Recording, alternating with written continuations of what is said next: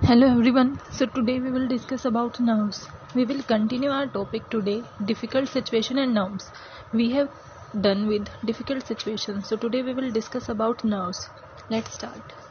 If you are standing in front of mirror and prepare 100 times your presentation, but when you go in front of audience, you will still nervous because it is a human tendency. It means कि जब भी आप अपनी किसी भी presentation के लिए prepare करते हो, चाहे आप मिरर के सामने 100 टाइम प्रिपेयर कर लो, कितनी ही बार प्रिपेयर कर लो, लेकिन जब भी आप ऑडियंस के सामने जाओगे तो आपको ऑब्वियसली नर्वसनेस फील होगी. वो आपको क्यों फील होती है? क्योंकि जब आप मिरर के सामने होते हो तो आपके सामने ऑडियंस नहीं होती, आपको हेजिटेशन नहीं होती और आपके माइंड में ये ऑलरेडी फिक्स होता है कि अब आपको कोई और नहीं सुन रहा, आप अब अकेले अपने आपके सामने प्रेजेंट कर रहे हो. But when you go in front of audience, you know that audience is going to listen you. जब आप ऑडियंस के सामने जाते हो तो आपको पता होता है कि ऑडियंस आपको सुनने वाली है. सो आपको हेजिटेशन होती है कि कहीं मैंने कुछ गलत बोल दिया, तो आपको नर्वसनेस फील होती है कि मेरी प्रेजेंटेशन अच्छी नहीं हुई. तो means you will think about the things like it will happen और it will not happen like that.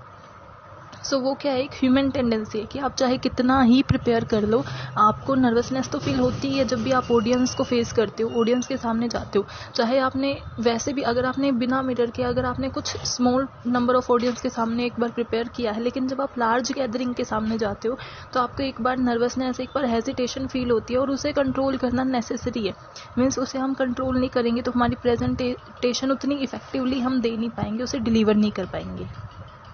Stage fear or hesitation is human tendency. Whenever we go in front of audience, we always feel little nervous. कि stage fear है या फिर hesitation है ना, ये human tendency है. और जब भी हम audience के सामने जाते हैं तो हम little मीन्स कई बार ऐसा होता है कि अगर आप फर्स्ट टाइम प्रेजेंटेशन दे रहे हो तो आप बहुत ज़्यादा नर्वस हो. आपको फर्स्ट टाइम प्रेजेंटेशन दे रहे हो, फर्स्ट टाइम आप ऑडियंस को फेस कर रहे हो तो ऑब्वियसली आप नर्वस होगे.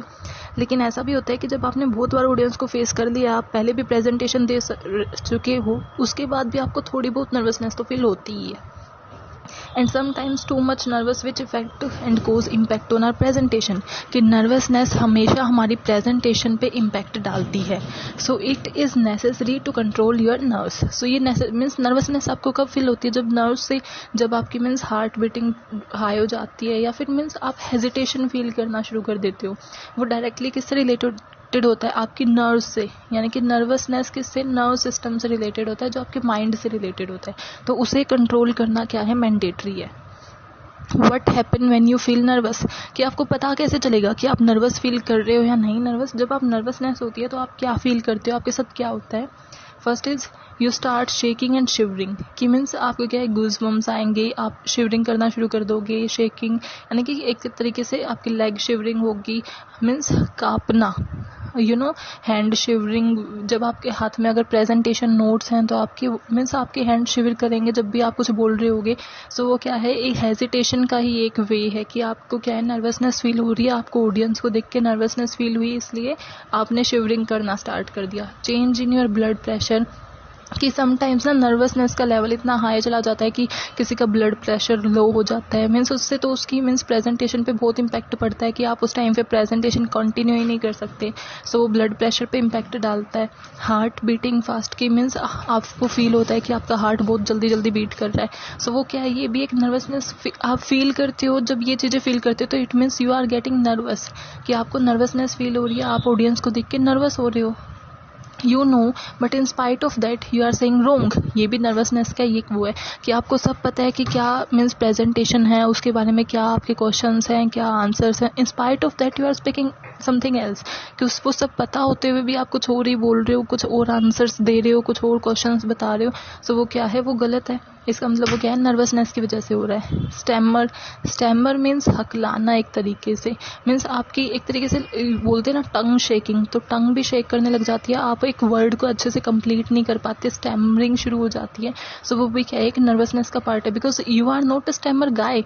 अगर आपको स्टैमर की प्रॉब्लम है तो समझा जाए, लेकिन अगर आपको स्टैमर की प्रॉब्लम नहीं है, फिर भी अगर आपको स्टैमर फील हो रहा है during the presentation when you are presenting in front of audience, so it means you are feeling nervousness.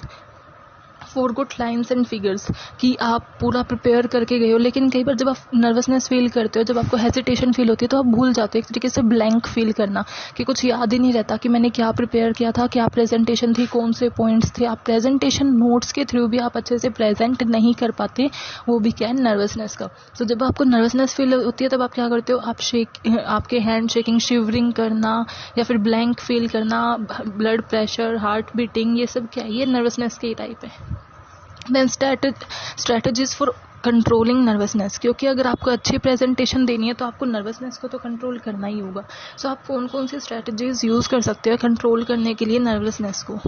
Breathe deeply, कि आपको एक डीप ब्रीथ लेनी चाहिए, क्योंकि ऐसा हमेशा बोला जाता है कि जब भी आप डीप ब्रीथ लेते हो तो वो आपकी नर्व सिस्टम को, वो आपके ब्लड प्रेशर को, सबको रिलैक्स करती है। तो हमेशा आपको डीप ब्रीथ ही करना चाहिए जब भी आप प्रेजेंटेशन देने जाते हो। Take a deep breath before that. Drink warm water, tea और कॉफ़ी, कि जब भी आप प्रेजेंटेशन देने जा रहे हो उससे पहले आपको कोल्ड तो लेना ही नहीं चाहिए, ना ही कोल्ड वाटर, कोल्ड ड्रिंक्स, कुछ भी। अगर आपको कुछ पीना भी है तो सिर्फ warm water, warm T, coffee लेनी चाहिए। इट्स समथिंग लाइट बिफोर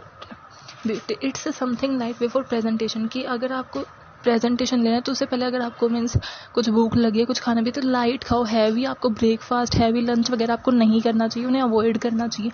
क्योंकि अगर आप वार्म टी वगैरह लेते हो वो क्या है कि कई बार आपकी मीन्स बॉडी को रिलैक्स करता है। ऐसे ही आपको अगर कुछ खाना भी है तो लाइट लेना चाहिए। Give your self a pack talk, कि जब आप प्रेजेंटेशन देने वाले हो ना तो उससे पहले आप बिल्कुल, ऐसा नहीं है कि आप कीप क्वाइट बैठे हो, बहुत साइलेंस आपने रखा है अपने आप को और उसके बाद आप प्रेजेंटेशन देने जा रहे हो। नहीं, प्रेजेंटेशन देने से पहले एक बार मीन्स पैक टॉक, यानी कि अच्छे से बोल लो, सबसे इंटरेक्ट करो कि आपकी मीन्स वो झिझक निकल जाए, वो हेजिटेशन निकल जाए।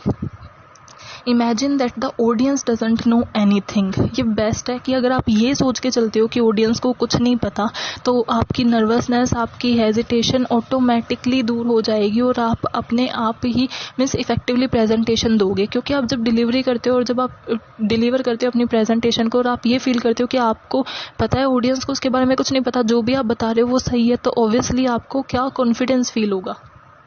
You know everything about your presentation, ये सोचने के साथ साथ कि ऑडियंस को उसके बारे में कुछ नहीं पता, आपको ये भी कॉन्फिडेंस रखना, ये भी सोचना पड़ेगा कि आपको इसके बारे में सब पता है। अगर आप अपने माइंड में इस चीज़ के साथ जाते हो कि शायद मुझे इसकी नॉलेज नहीं है, तो हमेशा वो मीन्स वो आपके माइंड में स्टक हो जाएगा। और जब भी आप प्रेजेंटेशन दोगे, कोई आपसे क्वेश्चन पूछेगा, even you are right, you feel hesitated.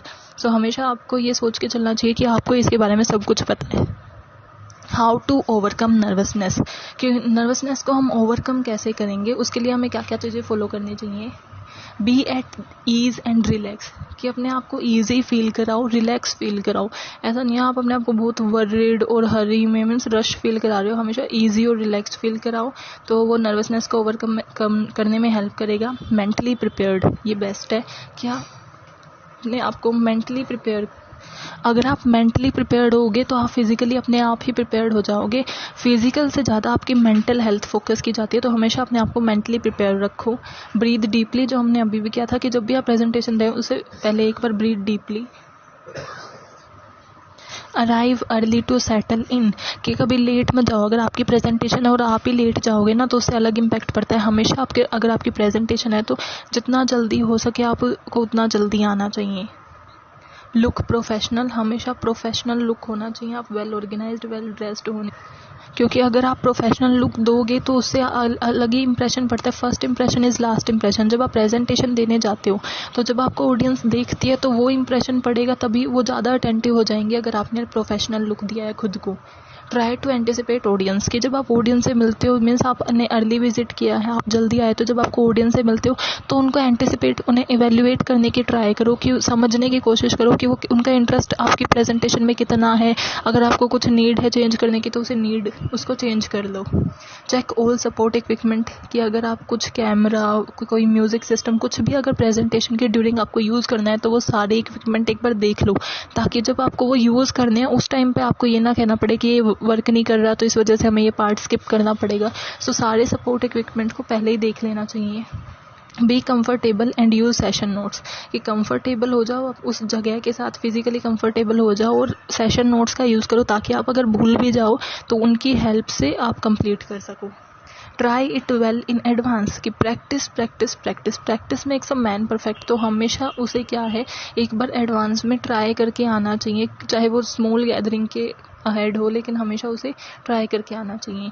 Establish credibility, कि लोगों का ट्रस्ट बनाओ अपने ऊपर। अगर ऑडियंस आप पे ट्रस्ट करती है तभी वो आपके ऑब्जेक्टिव को कंप्लीट करने के लिए आपके साथ चलेगी।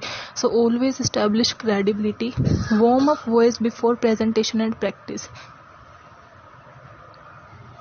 कि आपकी वॉइस क्लियरली ऑडियंस को सुने, उसके लिए आपको एक बार वार्म अप करना चाहिए, प्रैक्टिस करनी चाहिए। आई कॉन्टैक्ट विद एवरीवन, सबके साथ आई कॉन्टैक्ट बना के रखो ताकि उनका इंटरेस्ट क्रिएट हो। अगर आपने प्रेजेंटेशन अपन ने पढ़ा था तब उसमें क्या था कि आई कॉन्टैक्ट सबसे ज़्यादा मैटर करता है, क्योंकि जब आप आई कॉन्टैक्ट करते हो तो उनको लगता है कि हाँ ये हमारे साथ इंटरेक्ट कर रहे हैं। स्पीक क्लियरली, क्लियरली बोलो ताकि उन्हें समझ आएगा तभी तो वो कोई एक्शन लेंगे। No what are you talking about, कि हमेशा पता होना चाहिए कि आप किस चीज़ के बारे में बोल रहे हो। जो भी आपकी प्रेजेंटेशन का टॉपिक है उसके बारे में आपको नॉलेज होनी चाहिए, इन्फॉर्मेशन होनी चाहिए, वो आपको एटलीस्ट क्लियर होना चाहिए। Don't take it too long and admit your mistake, कि आपको अपना जो प्रेजेंटेशन है वो बहुत लंबी नहीं रखनी चाहिए, वरना वो बोरिंग हो जाएगी, मोनोटोनस हो जाएगी। सो हमेशा अपनी प्रेजेंटेशन जितनी मीन्स प्रिसाइज वे में आप बता सकते हो उतनी रखो। ऐसा नहीं कि आपने बहुत छोटी रखनी ज़रूरी है, बट उसे ज़्यादा लंबी ना रखो, क्योंकि वो बोरिंग होगी तो लोग उस पर टेंशन और उसे मीन्स अवॉइड करना शुरू कर देंगे, जिससे क्या है इम्पैक्ट नहीं हो पाएगा। क्योंकि जितनी उसकी इंट्रोडक्शन इंपॉर्टेंट होता है ना, उतना ही एंडिंग इंपॉर्टेंट होती है। सो हमेशा अपनी प्रेजेंटेशन को ज़्यादा लंबा नहीं बनाना चाहिए। एंड एडमिट योर मिस्टेक, कि अगर आपसे कोई मिस्टेक हो भी गई है तो उसे मान लेना चाहिए, उसे एडमिट कर लेना चाहिए, क्योंकि अगर आप डिबेट करोगे तो वो नेगेटिव इम्पैक्ट डालती है ऑडियंस पे। So always admit your mistake if you have done any mistake. So I hope you are clear with this topic. We have covered nerves today.